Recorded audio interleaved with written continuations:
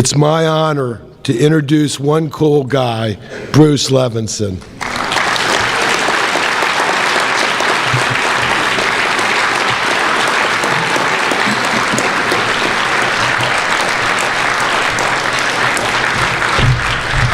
Thanks, Tim. It's my pleasure. Enjoy. What do I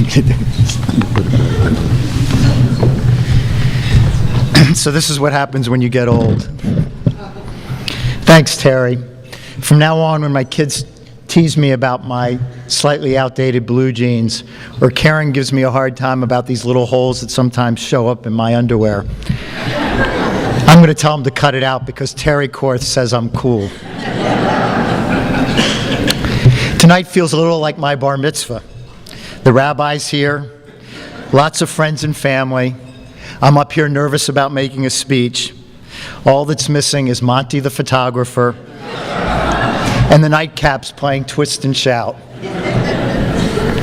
Actually, my mom and dad are missing too. Woo! Would they have enjoyed this night?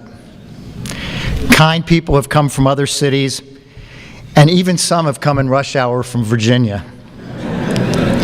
But I'm especially moved to see old friends here. Barry Gould, could you stand up? Okay, Barry used to be really, really tall. I convinced him to join Brandeis AZA because he was the tallest Jewish kid I knew. And our chapter desperately needed some height on the basketball team. Barry was my very first free agent. Okay, Barry. And my brother-in-law Bob is here. I didn't know Bob back then, but he was in Margolis AZA at the same time I was in Brandeis. And apparently we kicked their butts so bad in football that he's still scared of me to this day. That's right, Bob. Seriously, this is very kind. I'm deeply honored to receive this award that memorializes Phil Berg's life and his fine efforts on behalf of BBYO. I'm also excited to share tonight with Michael Nadell. I'm heartened to see a young man giving so enthusiastically of himself to this great organization. BBYO, and especially AZA, has a long history with me and my family. For many years, a chapter in Richmond, Virginia, bore the name Stuart D. Levenson, AZA, in memory of my uncle, who died too young, just a few years after being president of his chapter. And my dad's sister, Aunt Shirley, who's here tonight, she was president of BBG's District 5 back then, which stretched over much of the East Coast. Then there's my great-grandfather, Simon Atlas, whose namesake chapter is commemorating its 80th anniversary this year. Another Simon Atlas namesake, his grandson, my cousin, Cy Atlas, honors me tonight with his presence here. Way back when I was in AZA, I kissed the first girl that wasn't my mother, my sister, or my grandmother. She was a chapter sweetheart. She was 15. I taught her how to drive a car before there were bucket seats, and she taught me how to kiss.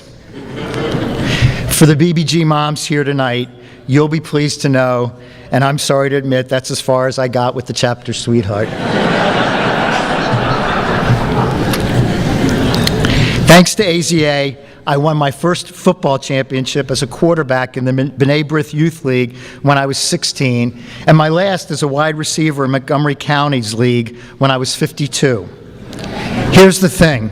I now realize it was on that AZA team that I learned I really like calling the plays. Before I was the leader of my company, I was the president, the Aleph Gadol of my AZA chapter.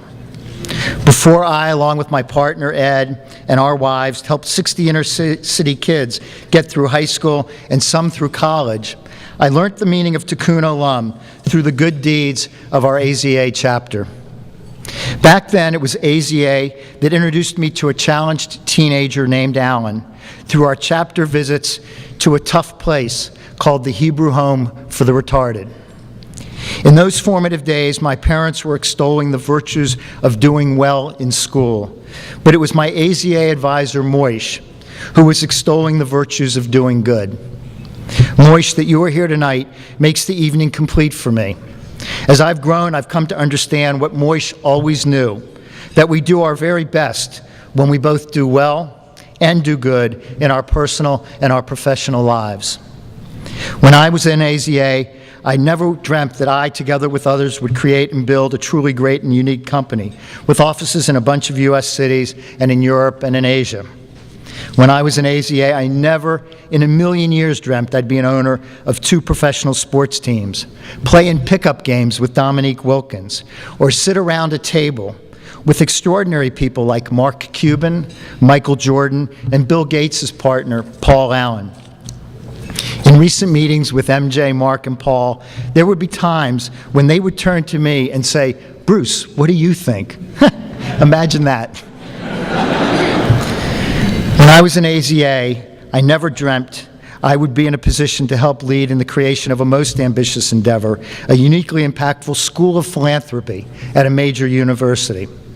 And when I was in AZA, I surely never dreamt that the little something our chapter sweetheart taught me about kissing would serve me well just a few years later when I met a smart, loving, adventuresome, and as my friend Maurice used to say, Zaftig co-ed named Karen. Rutherford, Zaftig means, you got.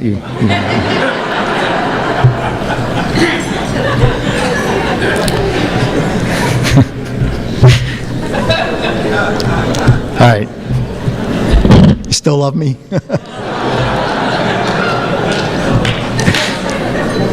My company, the teams, the School of Philanthropy, I know now that AZA had a hand in making all those dreams realities.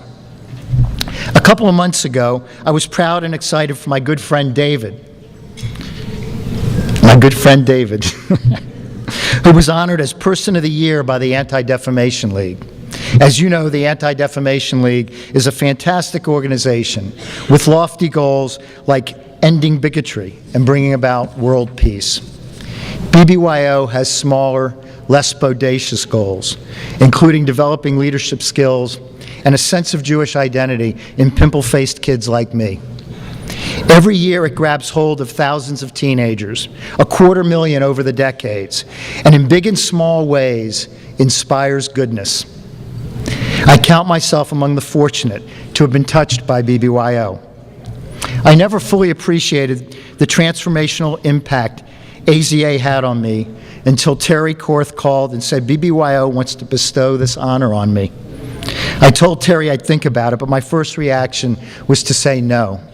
I'm embarrassed by this. The whole idea feels uncomfortable, awkward. But then I remembered the kiss and so much more from those brief years in Brandeis. I didn't realize it at the time, but I know now that in addition to teaching me how to kiss, BBYO taught me about teamwork, about friendship, about leadership, about competition, about conviction, and about giving back. These are all values I've been blessed to pass on to my 3 extraordinary sons.